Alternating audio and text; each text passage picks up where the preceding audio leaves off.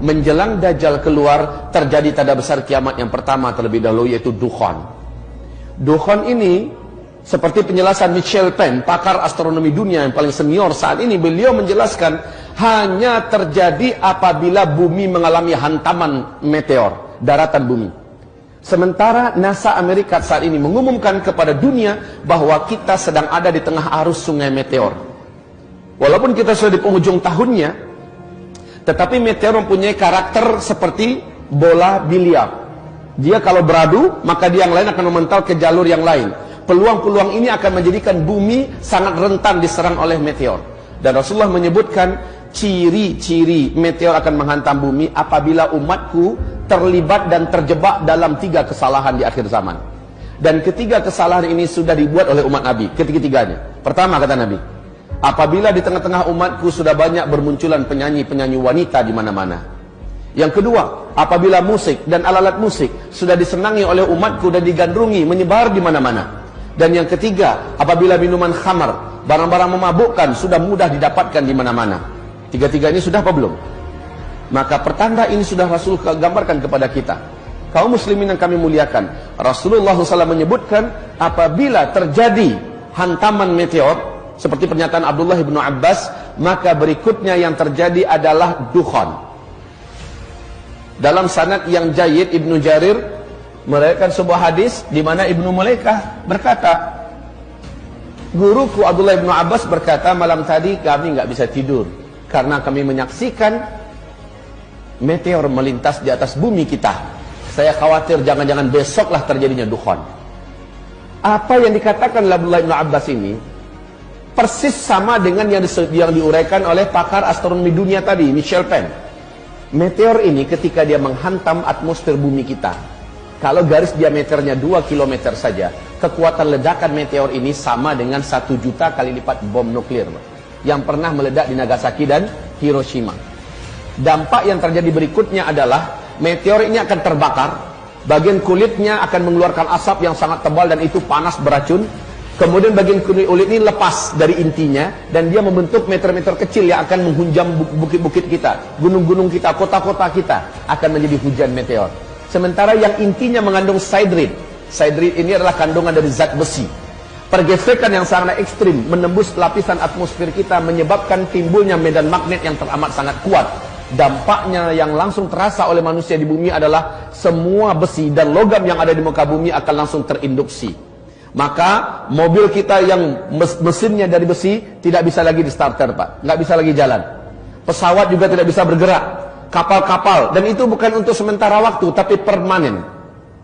Inilah digambarkan oleh Nabi SAW setelah kalian nanti dipimpin oleh Al-Mahdi.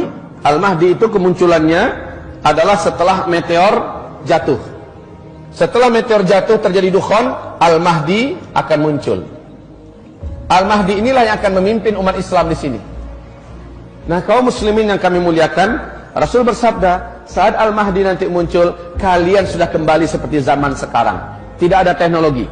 Kalian akan berperang bersama Al-Mahdi menggunakan pedang, menggunakan tombak, menggunakan panah. Dan zaman-zaman itu adalah zaman jihad, kata Rasulullah. Zaman-zaman itu adalah zaman perang, di mana banyak para syuhada yang akan diambil oleh Allah ke langit. Banyak para lelaki yang bertumbangan sementara mereka adalah lelaki-lelaki terbaik di akhir zaman. Atau lelaki pecundang yang lari sementara kematian tidak akan pernah bisa dielakkannya. Kaum muslimin yang kami muliakan, zaman di mana kita hidup sekarang, kita akan dihadapkan kepada fenomena yang sangat berat ini. Taib, meteor ini jatuh, semua teknologi musnah. Ketika menghantam laut, kata Michel Penn, kekuatan ledakannya yang sama dengan 1 juta kali lipat bom nuklir itu menjadikan hadirnya tsunami setinggi 230 meter. Bila jatuhnya ke kutub utara atau kutub selatan, kutub itu akan meleleh. Maka permukaan air laut akan naik 7 meter lagi. Banyak sekali kota-kota besar di muka bumi yang dibangun di tepi pantai akan tenggelam, termasuk Jakarta, Chicago, New Zealand, dan kota-kota besar lainnya. Kemudian apabila jatuhnya di daratan, maka ini yang paling pas dengan terjadinya dukhan. Ini yang paling pas dengan terjadinya dukhan. Sebab apa? Ketika jatuhnya ke daratan, kekuatan ledakannya yang teramat dahsyat, radius dari titik jatuhnya ke 100-200 km, seluruh makhluk hidup akan langsung menguap menjadi karbon.